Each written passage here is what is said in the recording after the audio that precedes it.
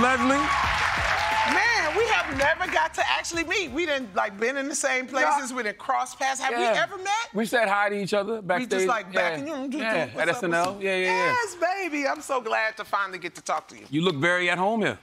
Well, thank you very much. Absolutely. Absolutely.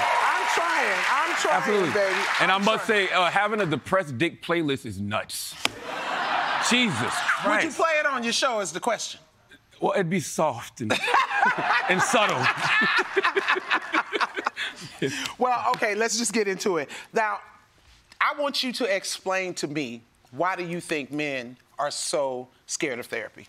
Oh, man, I think it's societal, you know. For me, it came from, like, my father, because my father, he went to therapy 2 and 3 times a week. And my father, you know, he was on, like, 10 to 12 different medications for his mental health issues, but he never told me that. I didn't find that out until November of 2018, after I wrote a book about it and after I started discussing my own issues. And I remember asking my mom, like, Mom, you know, Dad was going through all of that. And she said, I thought he was playing crazy to get a check.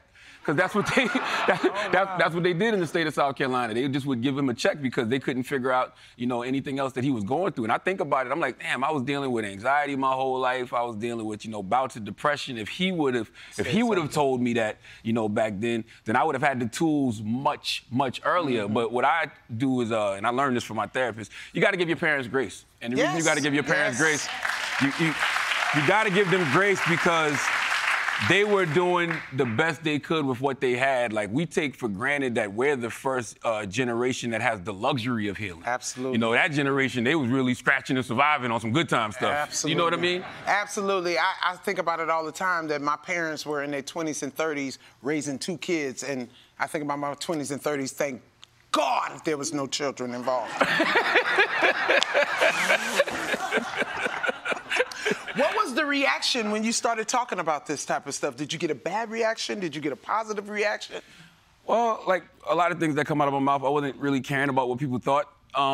So I was really just having these conversations because it was almost like it was a cry for help, you know, because I can't get on the radio and, you know, discuss what everybody else is going through and not discuss what I'm going through, you know. And I've always been transparent about my life, but I think, you know, going to therapy made me more vulnerable. So I was flirting with the idea for a while. So I'd be having conversations with a lot of people around me, you know, like, you know, I got to give credit to people like, you know, Amanda Seales and, you know, Neil Brennan, Pete Davidson. Like, even though Pete's younger than me, he was somebody that's been going to therapy for a long time. And just, like, having conversations with those, why is that funny? Jesus Christ.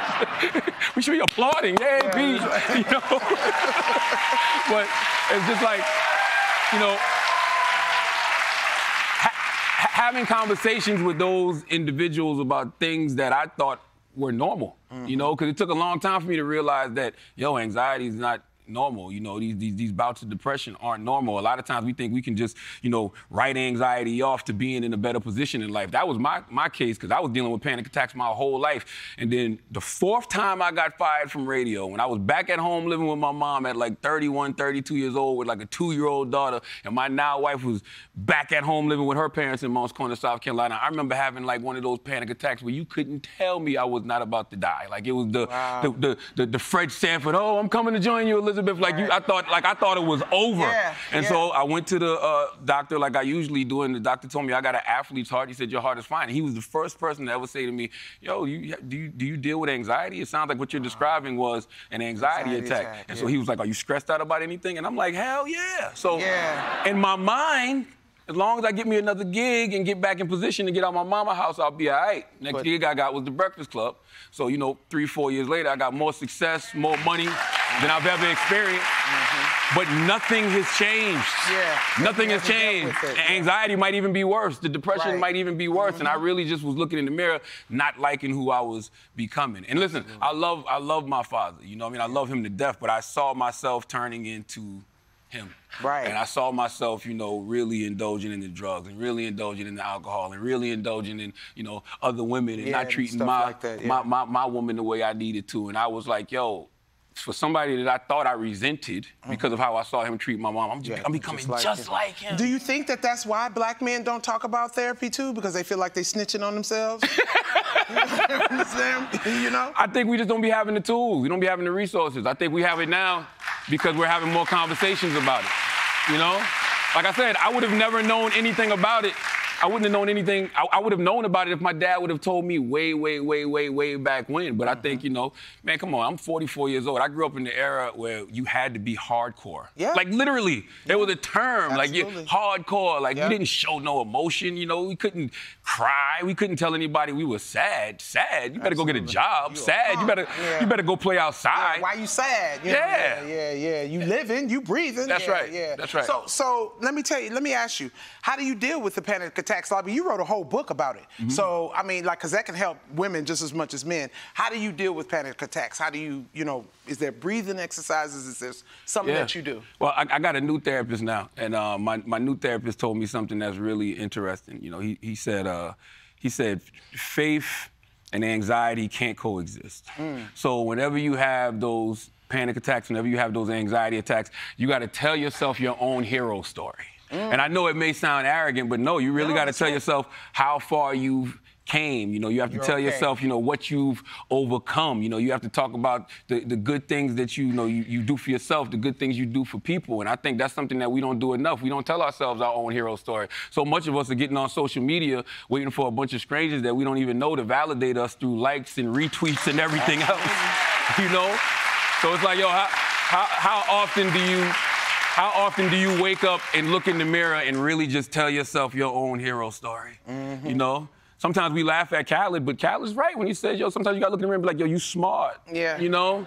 Yeah. You beautiful. You Khaled know? might do it too much, but I get what you're saying. I agree with you. I agree with you on that. He might do it too much, but maybe we have to have a DJ Khaled level of annoyance. Absolutely. In order to encourage each other. You know, Mary J. Blige had a song called Good Morning Gorgeous. Good Morning Gorgeous. Yeah. Absolutely. Sometimes you gotta wake up in the morning and do that for yourself. I agree. I agree 100%. Yeah. Sometimes you really gotta look at yourself and say, hey, I live with myself. You gotta like yourself. That's right. You're gonna be with yourself all day. All day. That's right. When you go to sleep, when you wake up, when you're shitting, when you brush your teeth, when you're eating. That's right. You are with yourself. So you better start liking yourself. Tell yourself your own hero story. For all you brothers out there with depressed dick, you know, look in the mirror. Look in the mirror and talk to your penis about the good times. See, that's what I was that y'all used to have. See, that's what I was gonna ask you. Yes. Do you think therapy like improves you as a sexual partner? I mean, please say yes so they can go to therapy, please. Yes, it does. It does. But it really does, because it makes you more vulnerable. You know what I'm saying? And I think that it makes you more intimate. You know? And I think that you start approaching, you know, sex not just from a physical aspect, from a mental and a spiritual aspect. You know what I mean? There's a great song by Dead Prez. It's an old school song. Damn, I can't believe I said it's old school. But it's called Mind Sex, and it's true. You know what I mean? Like, everything is mental. It all starts here. Absolutely. So it is gonna make, you know, what happens in the bedroom better.